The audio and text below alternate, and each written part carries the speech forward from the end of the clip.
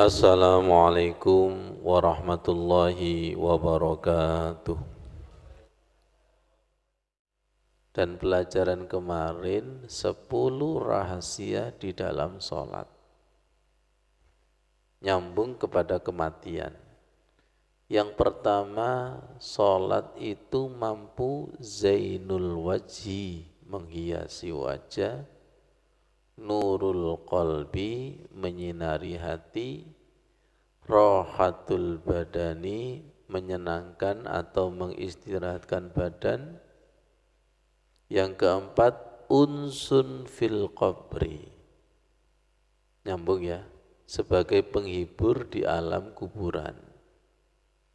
Manzilur rahmati, turunnya rahmat.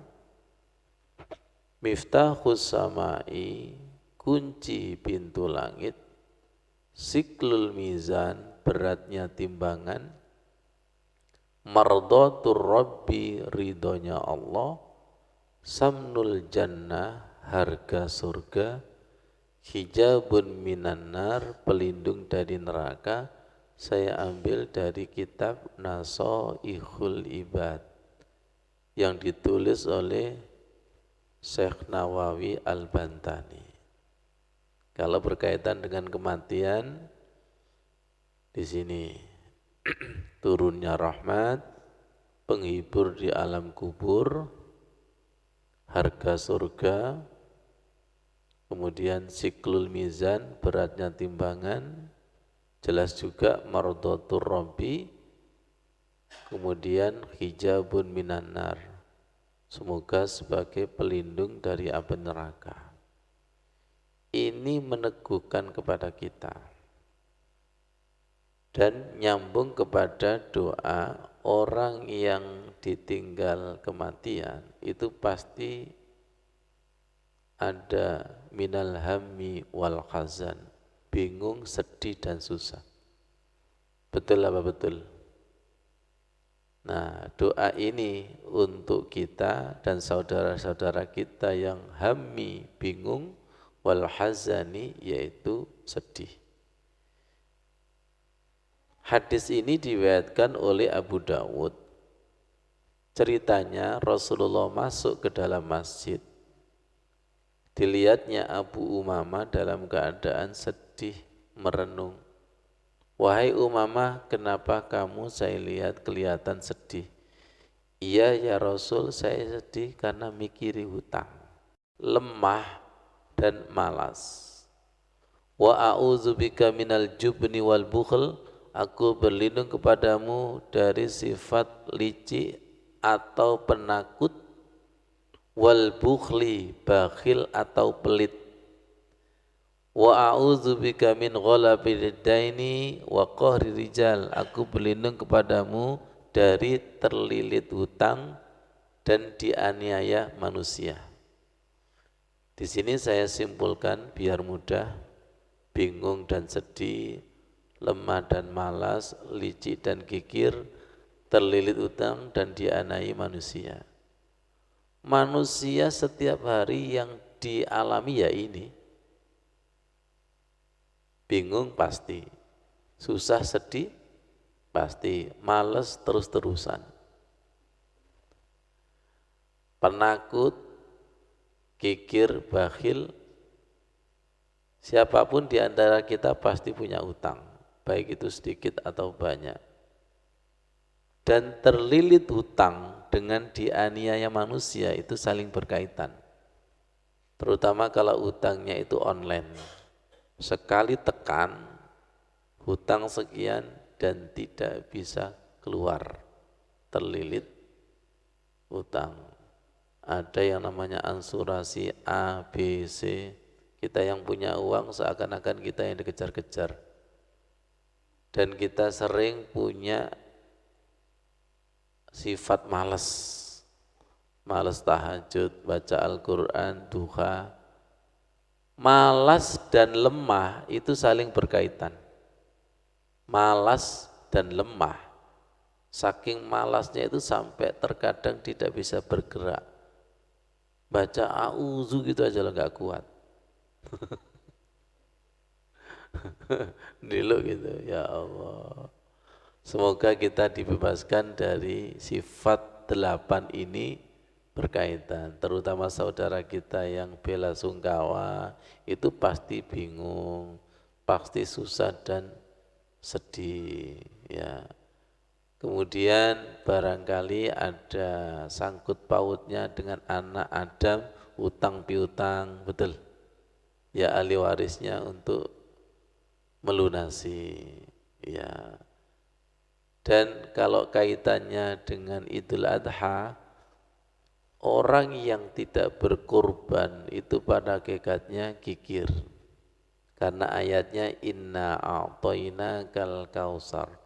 Sesungguhnya kami telah memberimu Muhammad nikmat yang sangat banyak. Ayat itu ditujukan kepada Rasul awalnya. Kalau Rasul tidak ada, berarti ditujukan kepada kita. Kalau kita sadar akan ayat wa in ta'uddu nikmatallahi la tuhsuha, ketika engkau menghitung nikmat Allah maka kamu tidak akan bisa menghitung. Nikmat Allah yang diberikan kepada kita itu Al-Kausar, banyak. Cuma terkadang nikmat itu hanya diartikan uang. Betul. Kalau hanya diartikan uang, ya memang uang kita sedikit. Sehat itu nikmat, hidup itu nikmat. Bisa nafas, bisa kedip. Nikmat kalau dihitung baru nikmat badan ini loh. Bisa melihat itu harganya berapa. Ya. Jadi betul-betul kausar, inna a'tainakal kausar. Kemudian fasolli lirabbika wanhar, maka sholat dan berkorbanlah. Berkorban apa? Berkorban sesuai dengan potensi yang diberikan Allah kepada kita.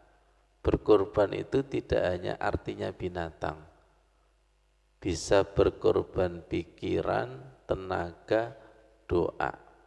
Asalkan jangan sampai korban perasaan. Inna a'tainakal kautsar fasalli lirabbika wanhar inna syani'aka huwal abtar. Sesungguhnya orang yang membencimu akan terputus rahmat.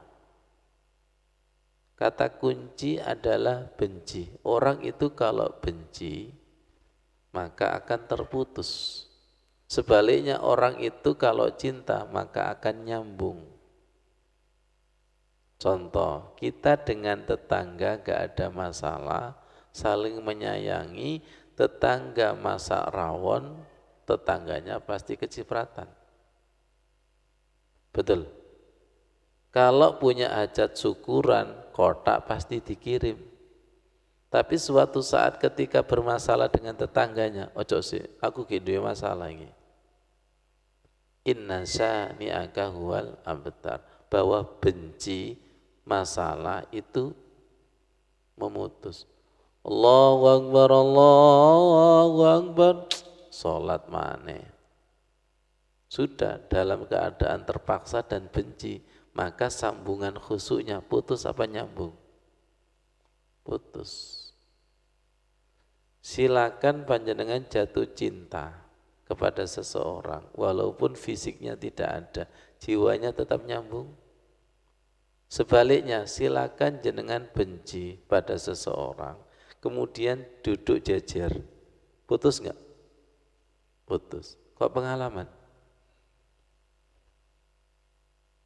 Jadi, walaupun fisiknya duduk jejer, tapi kalau jiwanya putus, berarti rahmat itu betul-betul putus. Inna syani'aka huwal abtar. Makanya orang sholatnya itu tidak bisa khusyuk karena jiwanya benci. Sholat sekedar menggugurkan kewajiban itu loh, itu jiwanya benci.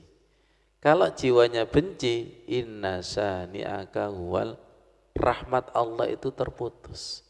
Makanya jangan dipupuk kebencian itu. Kalau dipupuk kebencian, maka semuanya akan serba terputus yang tadinya nyambung. Sebaliknya ketika kita cinta, yang tadinya putus menjadi nyambung. Coba lihat ini, bingung dan sedih. Itu bisa memutus atau bisa nyambung? Putus. Lemah dan malas, putus. Licik dan kikir, putus.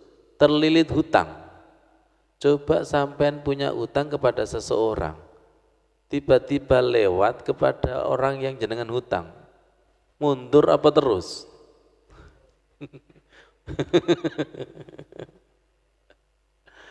Ya Allah,